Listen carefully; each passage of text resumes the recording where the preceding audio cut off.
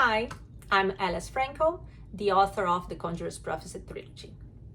I created this series to share with you guys a little bit about the writing world and to help you guys to be successful writing your fiction books.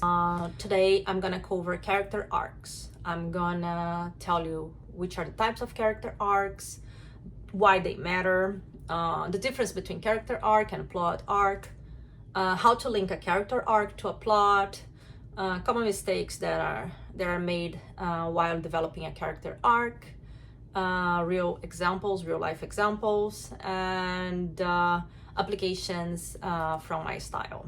So character arcs, they can be positive, negative, or flat or static. And that goes to all your characters. You should have some type of character development for all your characters. It's not advisable that you just throw characters out there that are not connected to the plot, or they are not connected to, that don't have any type of upgrade, right? It's not good. It's not a good practice, and some people really get stuck on that, like, why is this character here, or what's the reason of this character, or this character started and ended like the same thing.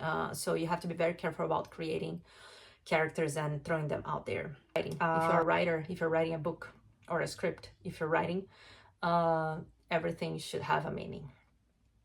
With that being said, your character the positive arc should start with a flaw, a problem to be solved, an issue or a doubt, or anything that is missing, okay? Anything that is empty and it is to be fulfilled.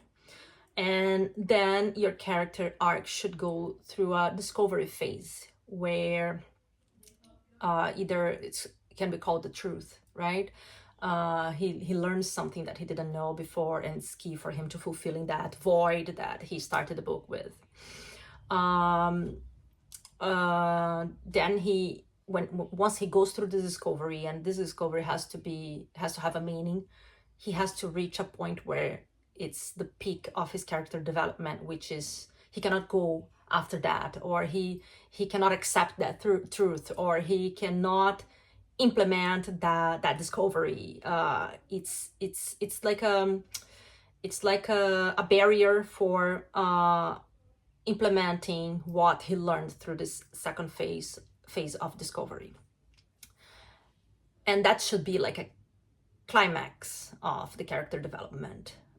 When when the reader's gonna say, we've been through all that and now you cannot implement it. It has to be like a tension moment, just much like the climax of a plot.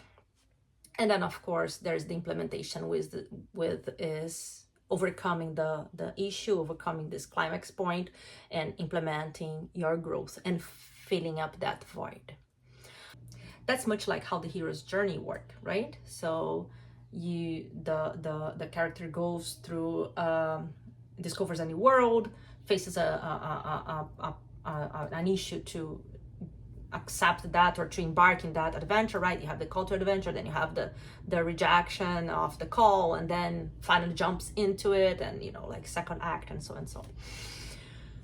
So same thing applies to your positive character arc, to your hero, right? For the story to flow, and if you think that this is a book one, you have to have more flaws, right? So if you have a series, for you to implement your character arc, the character arc should close in book one and should either upgrade for book two, right? Like a PDCA cycle, or should have a new flaw to overcome. Same thing for book three, okay? You should upgrade that, new issues come, new voids arrive.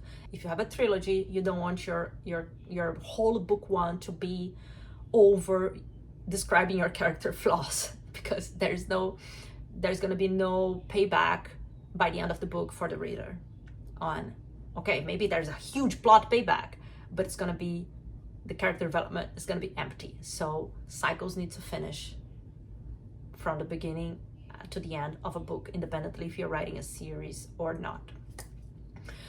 A good example, for instance, Leon Hale, he starts the book like a normal teenager, book one like a normal teenager. He doesn't know his powers, he's kind of insecure. So he has that very raw human teenager flaw to fulfill. So book one's character arc, he discovers his powers, okay, that's his truth. And then he doesn't know how to implement because he doesn't trust his ability. So he's still self-doubting until he applies that. Then what do I do in book two? Did I repeat all that? No, he already knows his powers, he already knows he can apply that. But he thinks his powers are attached to the thunderbolt. So book two is his character arc is his detachment of the thunderbolt, much like Dumbo, for instance, with the feather. Okay, Dumbo thinks that his flying abilities are attached to the feather, and his character arc is to discover that he has that power inside of him. He overcomes things without the thunderbolt now, right? So he detaches from the thunderbolt. So it's learning his inner power in book two, not his abilities with the tool, not Dumbo's abilities to fly with a feather. And then book three, right, the temporal scythe, spoilers, okay? Lots of spoilers, but his book three, while I'm recording this, book three is not released yet. But book three, his character arc is not, he already knows his powers, he already knows he has that within him, but his flaws is that he cannot control it. So he overreacts, he destroys too much, he has that lack of control. So the lack of control and gaining control and owning this control is his character arc in book three. And throughout the whole trilogy, we have a huge growth of a character, and that's beautiful. That's what readers like to see. The plot is apart. So perfect, that's positive character arc. What about the negative arc? We have great, amazing examples of negative arcs. If you see the Star Wars stuff here, you know I'm a fan, so Anakin is one of them.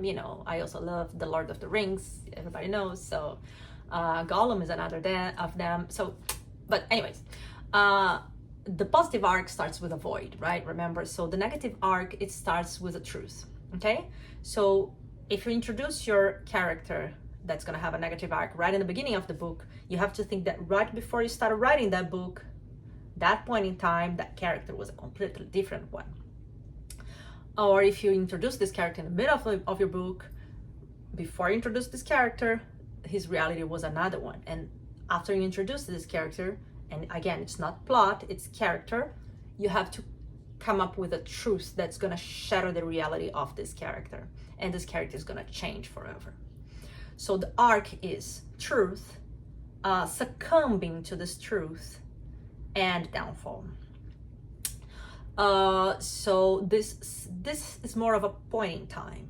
Okay, this is something that happened, and the succumbing to the truth has to be a long journey of examples of changing, of adapting to that new truth that is shattering, and how the character reacts, and now reacts more intensely and more intensely until the peak, the climax of this character development, this negative character arc, that is going to be the downfall, which is a break in moral, loss of life, or, something that is the result of finally achieving that master point of succumbing to whatever this truth was. An example, as I said, Anakin, right? There, it's clear that he thinks he's doing the right thing, right? He thinks that if you look at the things through his perspective, he's doing the right thing. He's certain of what he's doing. And again, no villain should be just the bad guy, right? There should be a history behind it. And even if you don't tell that in the book, as a writer, you should think about it. When you're thinking about your character, think about what happened in this character's life that brought him to this stage. Even if that's not part of your character development here. What else happened in that character development before that book started? That's your your part as a writer, so things can make sense and you can write a rich character development. Gollum, right, in the Lord of the Rings, same thing. He ended up completely consumed by what he wanted the most. So in the character's arc, he achieved a goal, what he really wanted, but that was his downfall. I love writing negative arcs. I love it. In my example, you can see Montgomery, right? I cannot say much because I don't know until where you guys read, but Montgomery is a huge, rich, negative character arc for me, and it was throughoutly thought about. Rachel has her own as well, and the downfall when she, nicely about Rachel, in book 2, there is a moment that I have a development after her development. So it's a second little, thing for the reader to be happy about, that she, after having a negative arc, she has a positive arc. And that was very, very fun to create. What about the flat arc, the static arc, right? I have a very hard time writing static and flat arcs. I'm very passionate about deep relationships. So when I introduce a character, I'm already thinking about what the childhood traumas of that character were before that character was introduced, and all this background story. That's I'm very passionate about it. So I have a very hard time writing flat characters. But they are needed. Okay, they are needed. Don't think there's no good and bad. They are needed. Of course, you have to have a very strong plot and reasoning for that character to be flat, or it will be boring, right? But when you have all the other things controlled for, flat characters are also needed, depending on your story. If you have a very tiny character that just pops and goes, and again, remember, every character, every line, everything should have a purpose in a book, okay?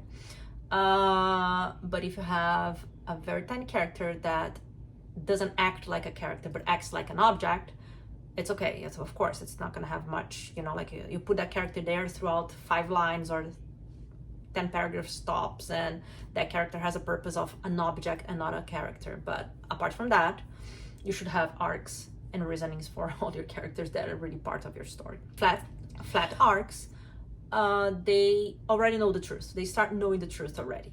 They start the book, or they are introduced already knowing the truth. For instance, the system is flawed.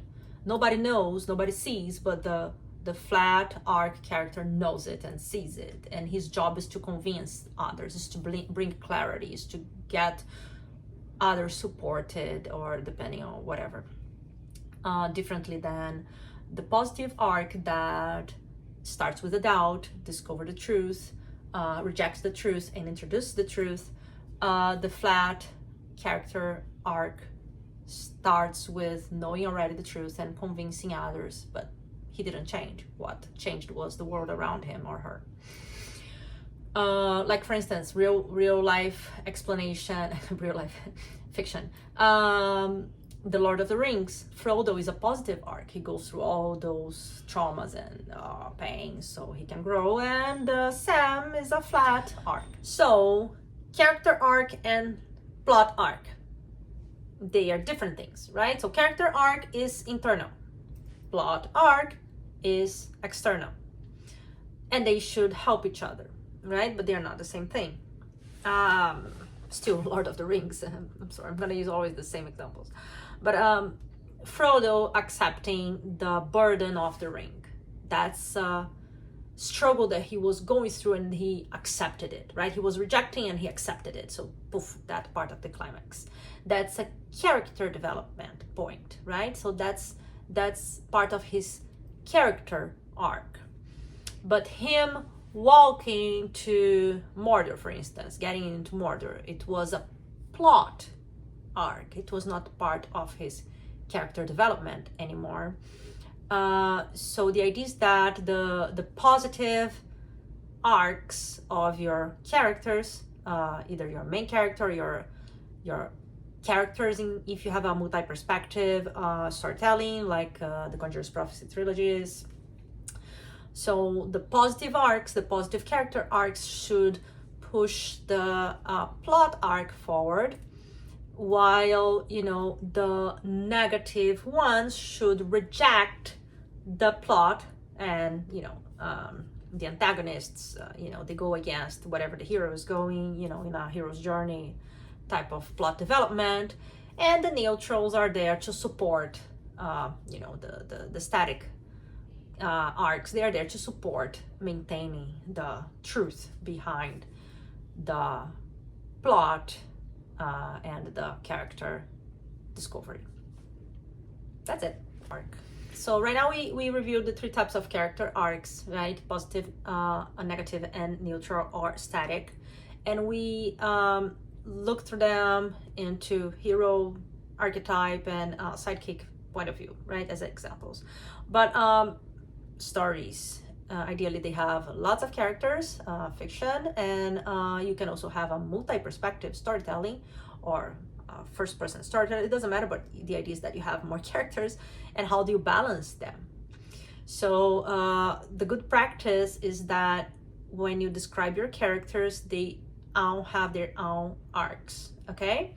And ideally, you don't want him to have repeated arcs. So, character A is insecure. He starts very insecure. He wants to overcome that.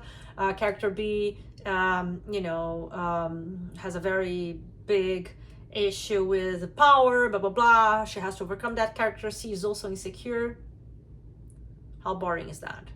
Okay, so we have to avoid this type of repetition of character arcs in our main characters, right? Even worse if you have a multi-perspective storytelling, because it looks like you're putting much of the same, and you actually are. So when you define your characters in fiction, be sure to have a background story for all of them, and that they have different things to overcome.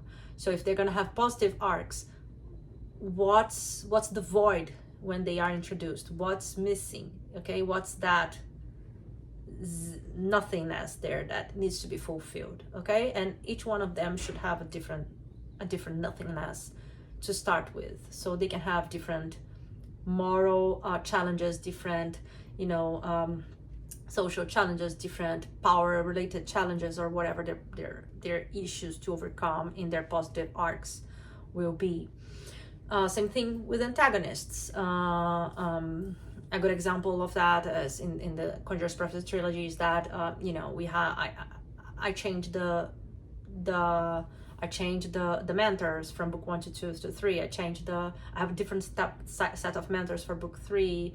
You know, like I give some different types of characters that temporary role throughout the plot development, and it's a trilogy, so it's, you know, the antagonists also, they change from book 1. From book 2, you believe that one is Rachel, second one is already Montgomery, and third one is you know, it's a higher up concept of antagonism. Now it's the system. So the roles of those characters changed throughout my plot development, but they all have their own internal character arc, even the system. Okay, you can even look at the system as having its own character arc, although it's not a character per se. Montgomery had his own issues with his family, the way his upbringing was, his lack of, you know, acceptance from his father. His you know, he has a huge background story that I loved. Rachel had another one. She was brought up by a very problematic narcissistic father without, you know, the mother figure, and, you know, like influenced by Grizel. It's just like they all have their own issues, although both of them have very negative arcs. And although Rachel has a positive arc after she has the negative arc, I closed the full cycle of her arc in book 2 in the Oberon Stone. For positive arcs in big groups, for instance, in the Lord of the Rings, again, you have Gollum, you have Frodo, you have Sam, you have everybody has their own thing to overcome. Their of course, one is positive, other is negative, but you understand what I mean. They have their own. They don't repeat their issues, they don't repeat their pros, they don't repeat their cons. So ideally in storytelling, you have to have you want to have a diverse set of characters with different issues, different problems, different solutions, so it doesn't get boring, right? Yeah, that's it. So still under advanced topics for character development, we have nonlinear arcs. What are nonlinear arcs? They are character arcs that they do not go with the plot. They come to you as flashbacks, memories, or any past experience that is thrown out there that's going to help you build the understanding and see the progression of that character before that story happened. It's amazing. It gives an air of mystery. It helps foreshadowing for plot twists. You know, it's a great tool if well done. A great example of that's The Godfather Part 2. You can really see Michael's downfall. That's clear. It's linear. You see Michael's downfall into corruption. And then you have Vito.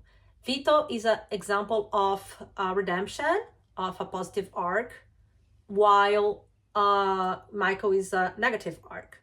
Michael is linear, while Vito is non-linear, right? His story is told through flashbacks, and you can see that progression. It's gold. It's like chef's kiss. I love The Godfather.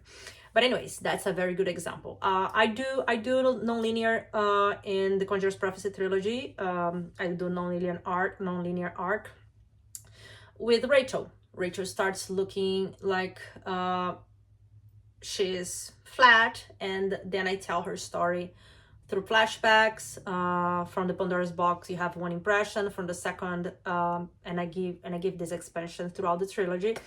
You have in the Auburn Stone, which is book 2, you have her flashbacks and her childhood, and you can see her intensified downfall, right? She looks like flat, and then you can see that you can see her downfall through flashbacks. I love it. So reversed arc. Reversed arc is also an advanced topic for character development. You know, it's when the character starts like being the bad guy and ends up being the good guy, or vice versa. Star Wars again, a very good example is Anakin Skywalker, right? He starts like the cute little boy that races and everybody cheers for him. He's in love with Padme, she's much older, and you know, all kind of stuff. And then he ends up being the bad guy. And the audience can foresee that downfall before he as a character can. So that's a very good example of reversed arc.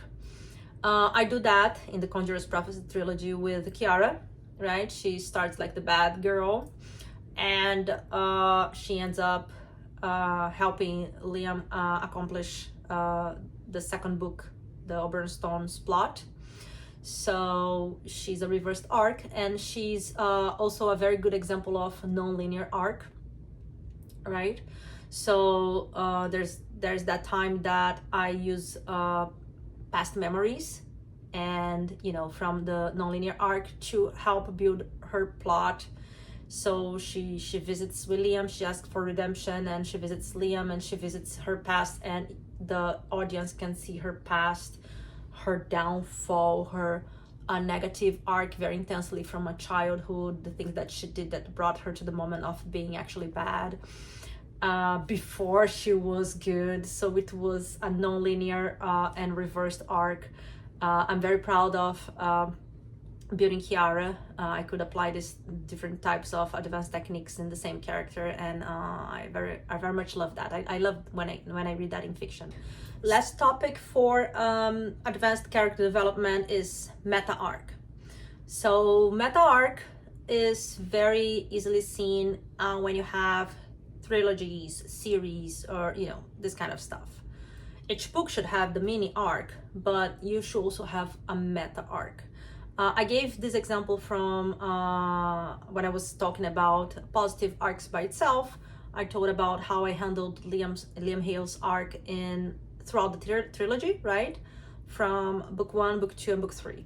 The discovering his powers, discovering himself, and trusting himself, then believing that his powers are attached to the Thunderbolt, like Dumbo's example, overcoming that and discovering his inner powers, and then learning how to control his inner powers. So this is his meta arc, but each book has its own arc development, the beginning, the middle, and the end for each book. But yes, he has a meta arc as well. Meta arcs are very important, much more to your main characters, your hero, your antagonist. If you keep the same antagonist from book 1 to book 20, please, Jesus Christ, have a very well defined meta arc, because antagonists also should have a very well defined meta arcs. Okay, your hero, please, you know, if you're not writing comics, if you're writing a novel, if you're writing a series of books, a novella or whatsoever, have meta arcs for your main character, please.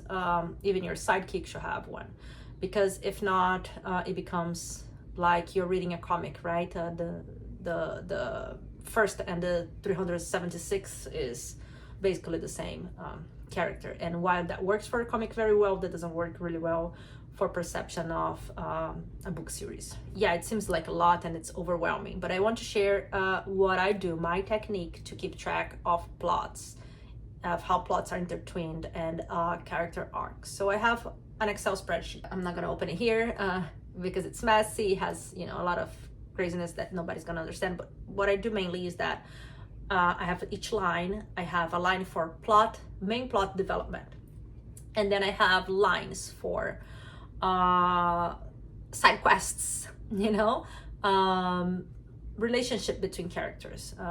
Kiara and Liam, it's one line, you know, and then I divided the columns in chapter 1, chapter 2, chapter 3, and I have lines for each character. Liam, Hale, Kiara, and that I have the character arc description on the line of the character that follows the plot. So when this happens in the plot, that's gonna be the you know, the turning point for this arc development for this character. So each line I make plot, one character relationships, and side quests.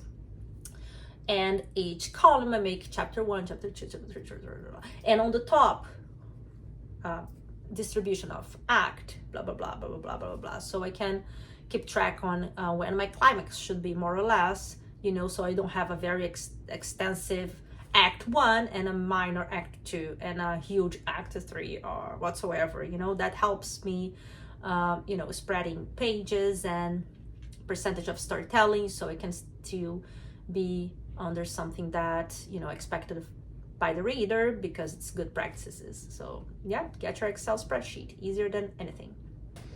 Okay, I think I talked a lot. I hope you guys enjoyed learning a little bit more about character development, character arcs, advanced techniques, storytelling overall, and that you find some amazing time to write and apply everything you learned.